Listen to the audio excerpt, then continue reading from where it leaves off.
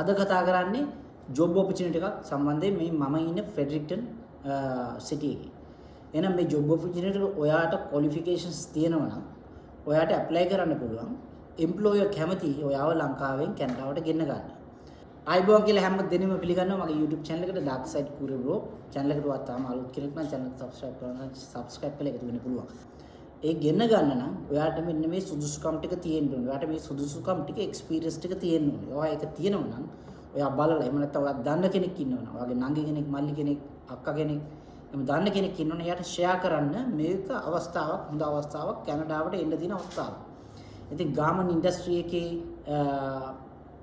Machine සම්බන්ධ දන්න machine සම්බන්ධව වැඩ කරපු ඒ වගේ කොලෙජ් එකකින් කොහෙන් හරි ඉගෙනගත්තු කවුරු හරි කෙනෙක් ඉන්නවනම් ඉංග්‍රීසි දැනුමත් මේකට අනිවාර්යෙන් අවශ්‍යයි. මොකද හේතුව තමයි ඔයගොල්ලන්ට කස්ටමර්ස්ලා මෙහි ගොඩක් එන්නේ ඉතින් Canadian කස්ටමර්ස්ලානේ.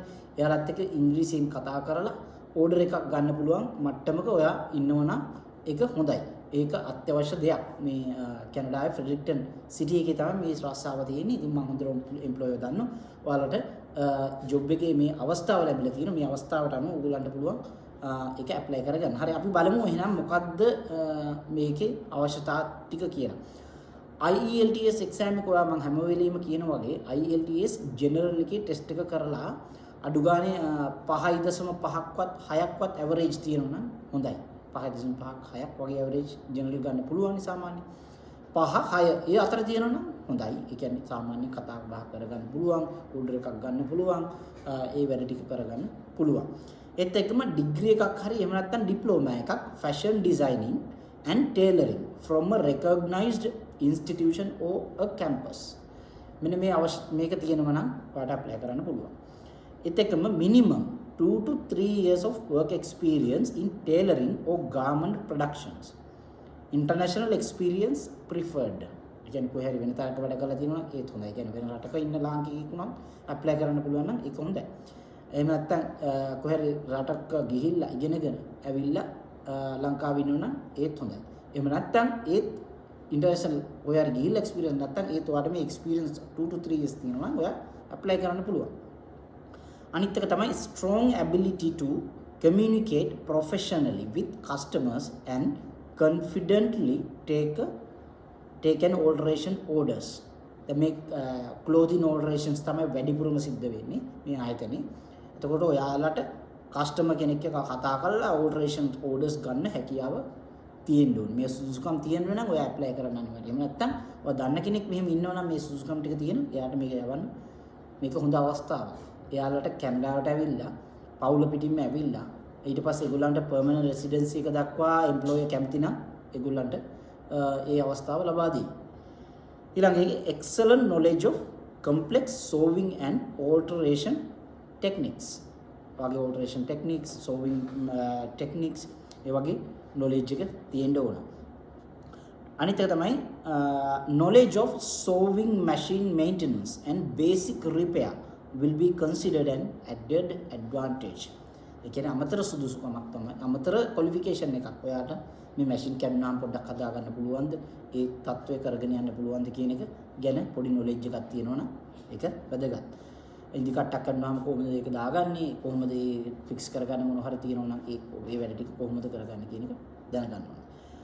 High standard of quality workmanship and professional communication skills with Canadian customers. ගොඩක් වෙලාවට ඉන්නේ Canadian customers ලා ඉතින් Canadian කැනඩාවේ අපි වෙන බිස්නස් එකක් අපි කරනකොට කොහොමත්ම Canadian customers ලා තමයි ගොඩක්ම ඉතින් ඉන්නේ.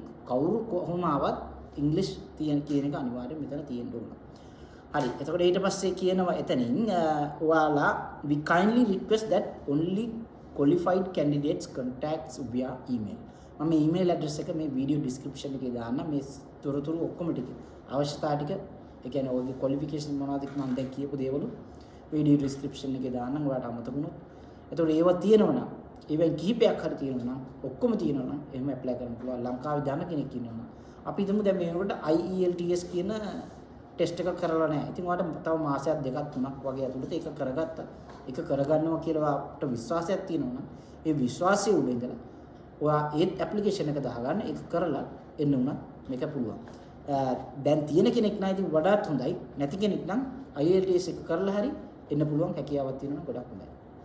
ඊට අමතරව ඔයා දන්නවා IELTS එක කරාම ඔයාගේ ECA කියන report එක ගන්න ඕනේ. WES කියන ආයතනයෙන් World Education Service කියන ආයතනය. අපි හිතමු ඔයාට fashion designing diploma එකක් හරි එහෙම නැත්නම් degree එකක් හරි ඒ තියෙන qualification එකක් තියෙනවා.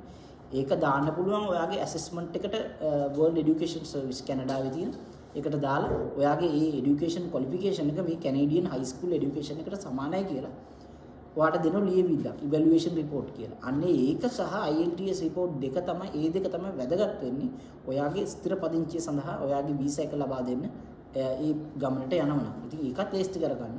එතකොට මෙතන ෆුල් ටයිම් ඒ තියෙන තැන ෆුල් ටයිම් රස්සාව ලබා දෙන්නත් පුළුවන්.